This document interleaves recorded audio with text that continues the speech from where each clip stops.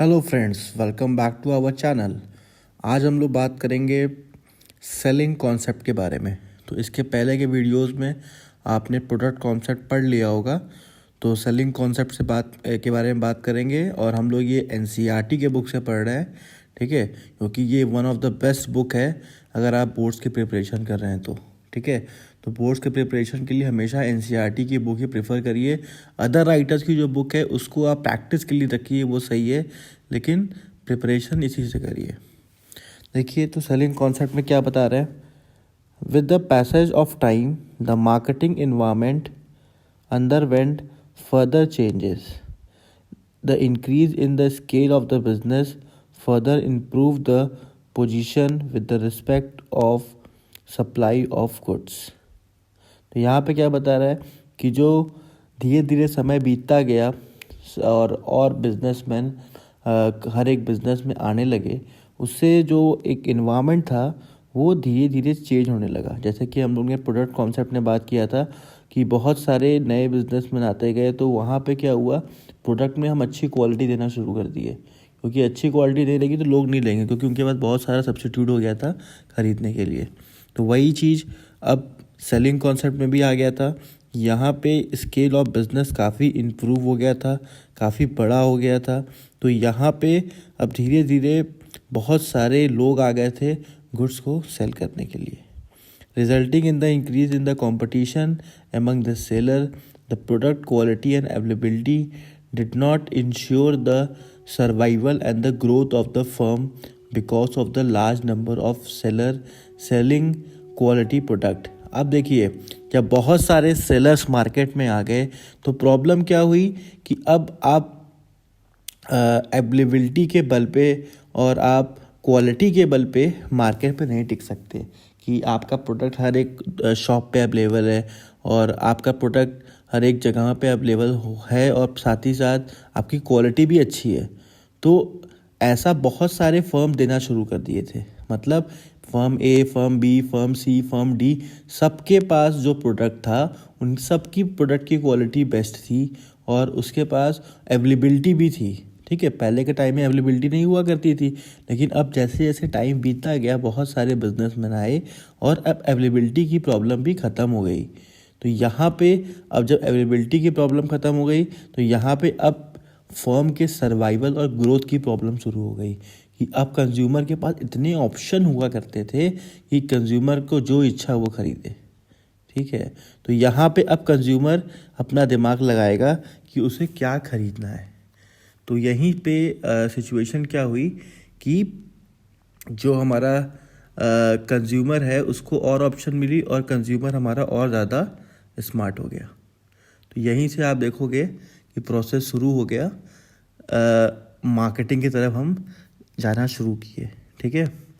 तो इसमें क्या बता रहा है, this leads to the greater customer to buy the product, the business philosophy change, it was assured that the consumer would not buy enough unless they are adequately convinced and motivated to do so. अब यहाँ पे देखिए क्या बता रहा है इतने line में कि अब जो कंज्यूमर था वो अपने मन का मालिक हो गया। अब वो तभी गुड्स खरीदेगा जब उसको मोटिवेट किया जाएगा गुड्स खरीदने के लिए, क्योंकि इतने ज़्यादा सेलर थे और इतनी अच्छी क्वालिटी के गुड्स मिलने लगे थे कि वो अब कुछ ही प्रोडक्ट पे विश्वास करता था, सब पे विश्वास नहीं करता था।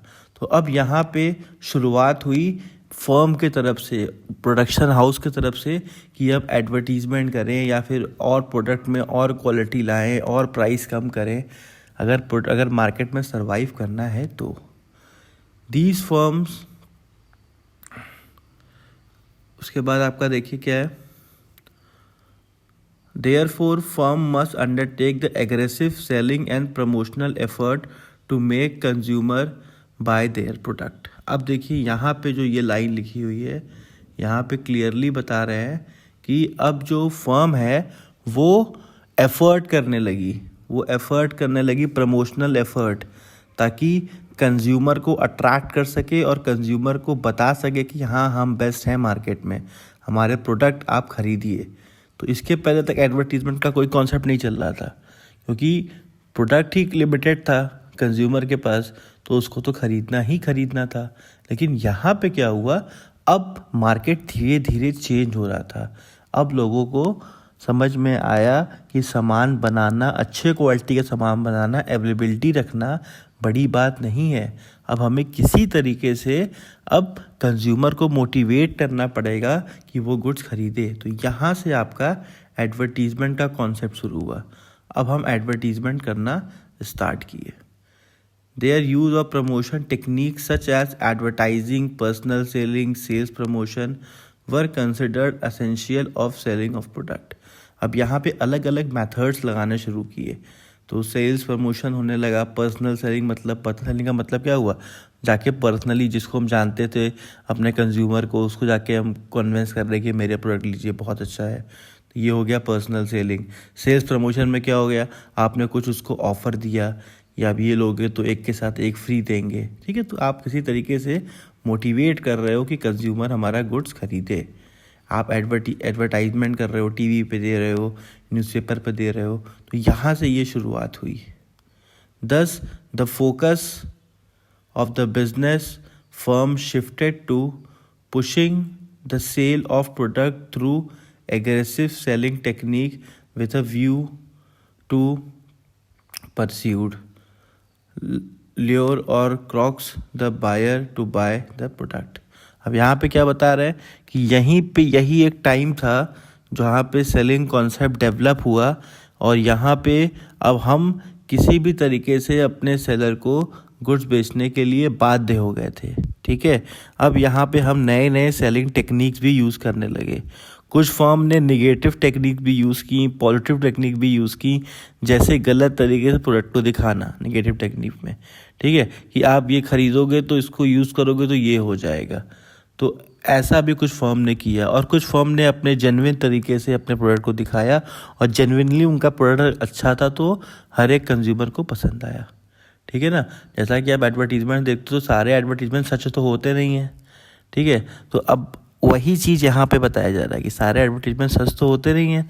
तो जो सच होते हैं उसे लोग पसंद करते हैं, और जो सच नहीं होते हैं लोग हंस के आगे निकल जाते हैं, ठीक है। तो वही चीज़ यहाँ पे हुआ कि अब जो सेलिंग टेक्निक्स थी कंपनी वालों ने यूज़ करना शुरू कर दिया, ताकि लोग अट्रैक्ट हों गुड्स खरीदने के लिए। अब आते हैं next. Making sales through any means become the important, and it is assumed that the buyer can be manipulated, but what was forgotten was that in the long run what matters most the consumer satisfaction rather than anything else। तो situation इस समय क्या हो गई थी, लोगों की cell बहुत डाउन हो गई थी, तो लोग एग्रेसिव सेलिंग टेक्निक्स यूज़ कर रहे थे, जहाँ की वो निगेटिव लाइन में भी चले जा रहे थे, ठीक है। अब वो कुछ भी समझा के, कुछ भी बोल के प्रोडक्ट को बेचना स्टार्ट कर दिए थे, लेकिन वो नहीं जानते थे कि लॉन्ग रन में इसका उनको नुकसान बढ़ेगा, ठीक है। कि वो लॉन्ग रन का नहीं सोच रहे थे। उनको था कि अभी मार्केट, हमको किसी तरीके से मार्केट में चलना है, तो वो किसी तरीके से गुड्स को सेल करके आगे बढ़ रहे थे। तो ये एक टाइम था, तो हम जो सेलिंग कॉन्सेप्ट पढ़ रहे हैं ये कैसे डेवलप हुआ, ये हम यहाँ पे सीखे हैं कि हाँ, एक टाइम था जब प्रोडक्ट कॉन्सेप्ट में और प्रोडक्शन कॉन्सेप्ट में कि हम गुड्स बना दिया करते थे और लोग ख़रीद लिया करते थे। लेकिन जब सेलिंग कॉन्सेप्ट तक हम आए तो अब सिचुएशन एकदम बदल चुकी है। बहुत सारे लोग सामान बेचने के लिए बैठे हुए हैं। यहाँ पे अब हमने हल्का हल्का शॉर्ट टर्म एडवर्टीजमेंट शुरू किया। लॉन्ग टर्म तो मैं नहीं बोलूँगा, क्योंकि लॉन्ग टर्म एडवर्टीजमेंट होता तो हम झूठ ना बोलते, ठीक है, वहाँ पे सच्चाई ही दिखाते। तो शॉर्ट टर्म सेल्स प्रमोशन इसको बोलेंगे तो ज़्यादा अच्छा रहेगा कि नए नए सेल्स प्रमोशन टेक्निक्स लोगों ने यूज़ किया ताकि किसी तरीके से गुड्स को सेल करें। तो ये है सेलिंग कॉन्सेप्ट, ठीक है। तो आपको ये ऐसा कुछ पैराग्राफ में आएगा अगर एग्ज़ाम में, तो आपका तो केस स्टडी आना है। तो केस स्टडी में आपको ऐसे ही कोई एक स्टोरी देगी कि एक बिजनेसमैन है, वो कोई भी गुड सेल कर रहा था, उसके गुड सेल नहीं हो रहे थे, तो उसने अलग अलग सेलिंग के कॉन्सेप्ट्स यूज़ किए, ठीक है, जो कि बहुत ज़्यादा इफ़ेक्टिव नहीं थे, लॉन्ग टर्म के लिए इफ़ेक्टिव नहीं थे। तो आपका आंसर रहेगा ये एक सेलिंग कॉन्सेप्ट का डेफिनेशन। क्योंकि सेलिंग कॉन्सेप्ट में ना हम कंज्यूमर के बारे में नहीं सोचते, हम अपने बारे में सोचते हैं, ऐसे समझिए आप। ये एक ट्रेडिशनल कॉन्सेप्ट है। जब मार्केटिंग का ट्रेडिशनल कॉन्सेप्ट आप पढ़ेंगे तो उसमें पूरा सेलिंग कॉन्सेप्ट है। सेलिंग कॉन्सेप्ट में ये होता है बस किसी तरीके से गुड्स को बेच दीजिए, ठीक है। उसका क्या आपकी कंपनी पे असर पड़ेगा, क्या कंज्यूमर पे असर पड़ेगा, इससे हमारा कोई मतलब नहीं होता। हमारा मतलब होता है बस बेच के निकालो। तो यही है सेलिंग कॉन्सेप्ट। दिमाग में एकदम बैठा लीजिए, मैं बार बार समझा रहा हूँ कि सेलिंग कॉन्सेप्ट में क्या होता है, गुड्स को केवल सेल करने के टेक्निक सोचे जाते हैं, क्योंकि उस समय हमारा सेल बहुत कमज़ोर होता है। हम नहीं सोचते हैं फ्यूचर के बारे में, फ्यूचर में क्या होगा, ठीक है। इसीलिए सेलिंग कॉन्सेप्ट आज के टाइम में सक्सेसफुल नहीं है। अब क्या है, अब मार्केट बहुत बड़ा हो गया है, बहुत सारे लोग आ गए हैं, एक एक प्रोडक्ट को बेचने के लिए लाखों लोग हैं। तो अब सेलिंग कॉन्सेप्ट नहीं काम करता, पहले काम किया करता था, वो भी शॉर्ट रन में, ठीक है। अब हमको मार्केटिंग कॉन्सेप्ट ही जैसे काम चलाना होता है। तो आगे के वीडियो में हम लोग मार्केटिंग कॉन्सेप्ट के बारे में पढ़ेंगे। तो प्लीज़ स्टूडेंट्स, हमारे चैनल को प्लीज़ लाइक करिए, सब्सक्राइब करिए और शेयर करिए। जैसा कि आप जानते हैं, ये पूरा जो प्लेलिस्ट आप देख रहे हैं, इसमें पूरा आपका BST कवर है, ठीक है। और जो नहीं कवर है वो तो हम पढ़ा ही रहे हैं। तो अपने BST को प्रिपेयर करने के लिए हमारे चैनल को सब्सक्राइब करिए। और BST के पूरा आपका पूरा समझिए एक तरीके से ई बुक ही बन गया है ये पूरा।